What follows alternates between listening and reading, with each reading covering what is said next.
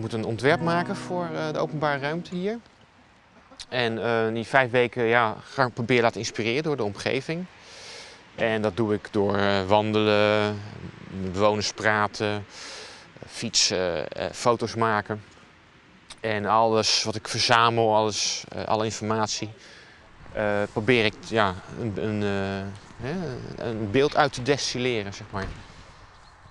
In Friesland is hij nog net zo bekend, maar toch staat hij op de lijst van 100 beste kunstenaars van dit jaar.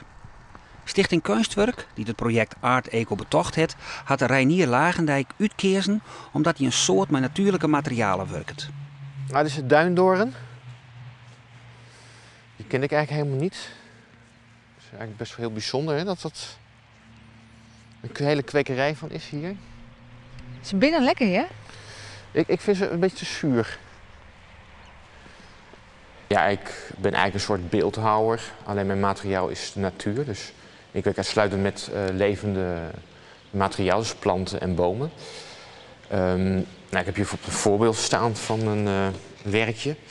Dit is een grascactus. Het leeft, het is zacht.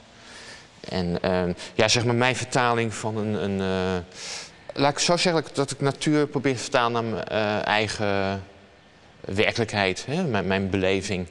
Dus voor mij is het een grascactus. Het is gewoon natuurlijk wat aarde met gras, maar dat is eigenlijk probeer de natuur naar mijn beleving te vertalen eigenlijk.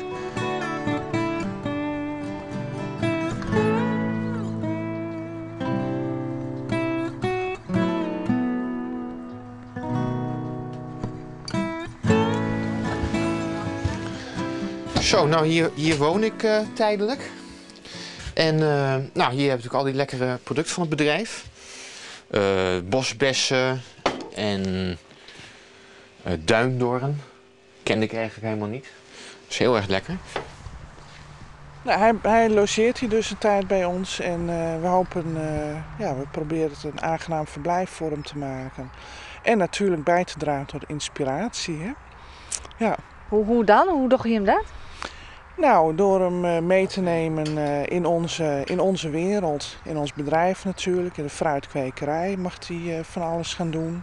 Maar ook in de omgeving van Twijzel. Het is een prachtig dorp. Noordoost-Friesland is een hartstikke mooi gebied.